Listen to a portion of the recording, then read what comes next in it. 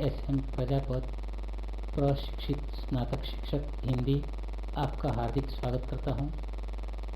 आज हम विषय हिंदी कक्षा 8 में वसंत भाग 3 का अध्ययन करेंगे। इसमें चिट्ठियों की अनूठी दुनिया, जिसके लेखक है अरविंद कुमार सिंह। पुनः मैं आपका हार्दिक स्वागत करता हूं।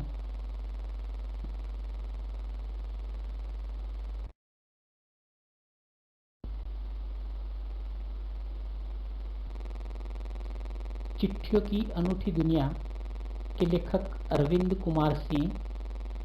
आप यहाँ पर विभिन्न चिट्ठियों को देखेंगे। आप जितने उपलब्ध थे इतने चित्र मैंने संकलित करने का प्रयास किया है। तो ये विभिन्न चिट्ठियों के नमूने यहाँ पर रखे हुए हैं।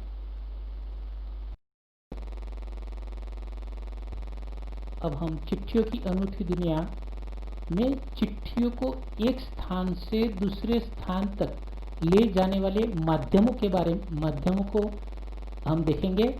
किस किस माध्यमों से चिट्ठियों पहुंचाई जाती थी, पहले से किस तरह से। तो पहले हम कबूतर के माध्यम से, किसी पशु पक्षी के माध्यम से हम एक जगह से अपना संदेश दूसरे तक पहुंचाते थे। फिर आई ऊंटगाड़ी। ऊंटगाड़ी से भी हम अपने पत्रों को भेजते थे। फिर घोड़ों, फिर ऊंटों के द्वारा, फिर साइकिल के माध्यम से, फिर हम ट्रेन और हवाई जहाज़ों के माध्यम से भी हम अपने पत्र एक देश से दूसरे देश तक भेज सकते हैं। तो ये चिट्ठियों को पहुंचाने वाले माध्यम यानी कि साधनों के बारे में हमने बताया हुआ है। जितने चित्र उपलब्ध हो सकते थे इतना हमने अधिक से अधिक प्रयास किया हुआ है। तो चिट्ठियों की अनूठी दुनिया के लेखक अरविंद कुमार सिंह, आप चित्रों में देख सकते हैं अरविंद कुमार सिंह को। तो अरविंद कुमार जी अपने इस लेख के द्वारा चिट्ठियों की अनूठी दुनिया के बारे में बताना चाहते हैं कि किस तरह से चिट्ठियों और पत्रों की दुनिया अनोखी है। आजकल का जमाना व्हाट्सएप, SMS, मोबाइल का जमाना है, कोरियर का जमाना है। चिट्ठियाँ कहीं पीछे खो गई है, लेकिन एक जमाना था जब चिट्ठियों की बहुत अहमियत थी। लोग डाकिया का इंतजार करते थे और चिट्ठियों को सहेज कर रखते थे। अपने प्रियजनों की चिट्ठियों को सहेज कर रखना और पुरानी यादों को फिर ताज़ा करना बहुत ही सरल था। लेखक ने चिट्ठियों की महत्ता के बारे में बताया है कि पहले किस तरह की चिट्ठियाँ होती थी। तो हमने कक्षा 6 में भी देखा था कि पंडित जवाहरलाल नेहरू ने अपने पुत्री इंदिरा गांधी को जो पत्र लिखा था वो पत्र सहेज कर रखे थे। वो आपने 6 में भी अध्ययन किया था।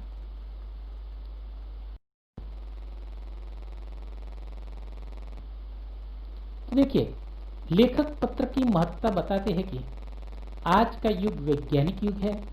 मनुष्य के पास अनेक संचार के साधन हैं, फिर भी मनुष्य पत्रों का सहारा जरूर लेता है। वे कहते हैं इनके नाम भी भाषा के अनुसार अलग अलग है। तेलुगु में उत्तरम, कन्नड़ में कागज, संस्कृत में पत्र, उर्दू में खत, तमिल में कड़ीर कहा जाता है। आज भी कई लोग अपने पुरखों के पत्र सहेज कर रखे हैं। हमारे सैनिक अपने घर वालों के पत्रों का इंतजार बड़ी बेसब्री से करते हैं। उन्होंने यह बताते हुए कहा है कि आज भी सिर्फ भारत में प्रतिदिन 4.5 करोड़ पत्र डाक में डाले जाते हैं। पंडित जवाहरलाल नेहरू ने भी पत्र के महत्व को माना है।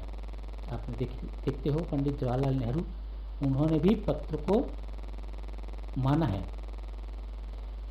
पत्र के महत्व को माना है।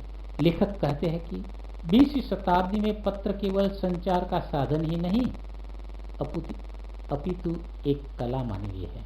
आप देखते होंगे पत्र और एसएमएस के जरिए इसे पाठ्यक्रम का हिस्सा बनाया गया तथा कई पत्र लिखन प्रतियोगिताएं आयोजित की गई। लेखक का मानना है इस संसार में कई ऐसा मनुष्य नहीं होगा जिसने कभी किसी को पत्र न लिखा हो। तो यहाँ पर ये जो विश्व डाक संघ ने भी ये प्रतियोगिताएं स्कूली पाठ्यक्रमों में विषय भी पत्र लिखन डाला गया और इस वक्त विश्व डाक संघ की ओर से प्रतियोगिताएं भी आयोजित की गई। इसमें 16 वर्ष से कम आयु के बच्चे इसमें हिस्सा ले सकते थे और बच्चों को पत्र लिखन प्रतियोगिताओं का आयोजन और विविध प्रकार के पत्र लिखाए जाते थे। इस तरह पत्र लिखन की कला को विकसित किया गया था। ये सिलसिला 1972 से शुरू किया गया था। तो आप पत्र भी देख सकते हो।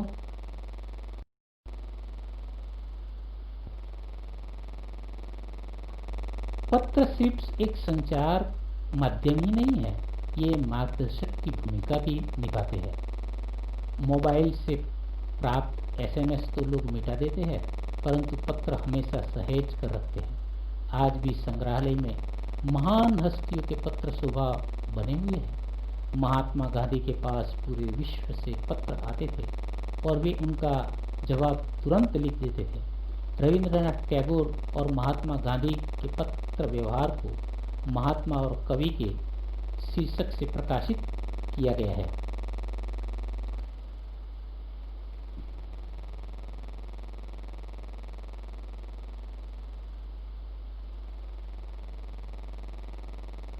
तो महात्मा गांधी को दुनिया भर से पत्र महात्मा गांधी इंडिया पता लिख कर आते थे। इसका मुख्य कारण गांधी जी का एक निश्चित स्थान पर न रहना था। गांधी जी देश के कोने कोने में आज़ादी की भावना और उसके प्रति जागृति फैलाने के लिए भ्रमण करते थे। वे जहाँ भी होते थे वहाँ वे पत्र पहुँच जाते थे। इसका तात्पर्य है कि महात्मा गांधी यानी राष्ट्रपिता एक सुप्रसिद्ध व्यक्ति होने के नाते वो जहाँ पर भी जाते थे केवल महात्मा गांधी लिखा हुआ होता था, वहाँ पर पत्र पहुँच जाते थे। आज हमें पत्र लिखना है, हमारे पे आ रहा है, हम अपने मित्र को लिखते हैं तो पूरा पता लिखना जरूरी है। तो भारत में पत्र व्यवहार की परंपरा बहुत पुरानी है। सरकार की अपेक्षा घरेलू पत्र मुख्य भूमिका निभाते हैं क्योंकि ये आम लोगों को जोड़ने का काम करते हैं। चाहे गरीब हो या अमीर, सभी को अपने प्रियजनों से प्राप्त पत्र का इंतजार रहता है। गरीब बस्ती में तो मनी ऑर्डर लेकर आने वाले डाकिये को लोग देवता समझते हैं। अंत में वे कहते हैं कि अत्यधिक संचार साधनों के होने के बावजूद भी पत्रों की अपनी एक महत्व भूमिका है। तो फोन या एसएमएस के संदेश को तो लोग शीघ्र ही भूल जाते हैं। फोन पर की गई बातों और एसएमएस को लंबे समय तक बचाकर रख पाना भी एक कठिन कार्य है। इसके अतिरिक्त आज भी देश के बहुत से जिले या गांव ऐसे हैं जहां दूरभाष सेवा उपलब्ध नहीं है, जबकि डाकघर प्रत्येक गांव और कस्बे में स्थापित है। इसीलिए पत्र जैसा संतोष फोन या एसएमएस का संदेश नहीं दे सकता। यहाँ पर विभिन्न भाषाओं में पत्र को किस नाम से जाना जाता है, जैसे उर्दू में खत, कन्नड़ में कागज, तेलुगु में उत्तरम, तेलुगु में जाबू, तेलुगु में लेख, तमिल में कड़ीत, हिंदी में पाती, हिंदी में चिट्ठी और संस्कृत में पत्र इस नाम से जाना जाता है। अभी जो हमने ये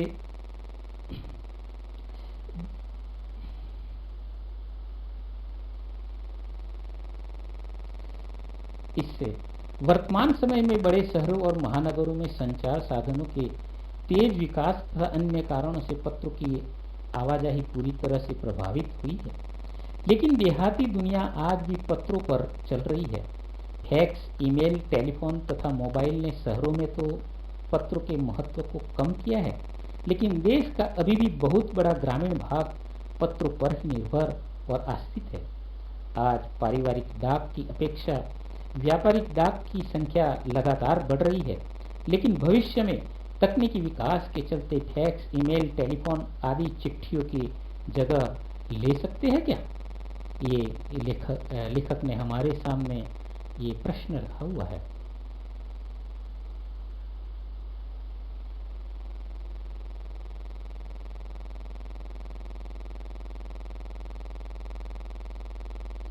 आज वैज्ञानिक उन्नति के कारण संचार के साधनों में एक क्रांति सी आ गई है। इन साधनों में telephone, mobile, satellite, phone, internet आदि सम्मिलित हो गए हैं। लोग दिन प्रतिदिन इनसे घिरते जा रहे हैं, किंतु जहाँ प्रेम तथा मन में छिपे भावों को प्रकट करने का प्रश्न उठता है, वहाँ पत्र ही उपयोगी सिद्ध होते हैं। मूल्यबोध के आधार पर देखा जाए तो स्पष्ट होता है कि पत्र मानवीय भावनाओं को जीवंत रखने, लोगों को एक दूसरे के समीप लाने तथा उनमें भाईचारे की भावना बढ़ाने का एक प्रमुख साधन है। जो कार्य पत्र कर सकते हैं वे अन्य इलेक्ट्रॉनिक साधन कभी नहीं कर सकते। यही कारण है कि आधुनिकता की चकाचौंध में भी पत्र अपनी जगह सुरक्षित रखे हुए है।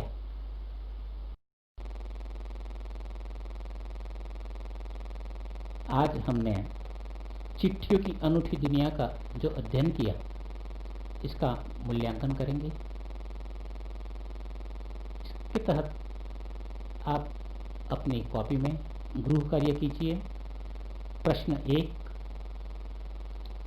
पत्र जैसा संतोष फोन या एसएमएस का संदेश क्यों नहीं दे सकता?